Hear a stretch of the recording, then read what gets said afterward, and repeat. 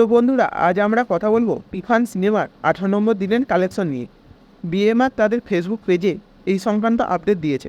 তারা বলেছে গতকালের তুলনায় কালেকশন বেড়েছে তুফানের 18 নম্বর দিনে স্টার সিনেপ্লেক্সের 50টি শোয়ের মধ্যে থেকে আয় হয়েছে 42.68 লক্ষ টাকা।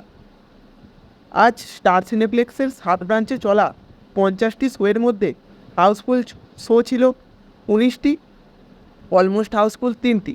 অন্যদিকে লায়ন সিনেমাসে শো চলছে 9টি, চট্টগ্রামের সিলভার স্ক্রিনে 4টি, বগুড়ার মোমিনে 3টি, গ্র্যান্ড সিলেট 3টি ও রাজশাহীর গ্র্যান্ড রিভারে 3টি শো চলছে। কোনো শোই হাউসফুল যায়নি।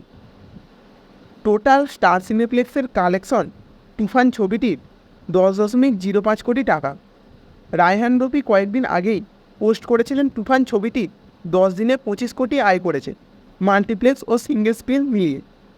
এখনও 18 নম্বর দিনে এসেও তুফান যা কালেকশন করছে, আশা করা যায় 30 থেকে 35 কোটির কালেকশন করে নিয়েছে, যা এখনকার বাংলা সিনেমার বেহাল দশা তা থেকে অনেকটাই রেহাই দিল শাকিব খান অভিনীত তুফান সিনেমাটি।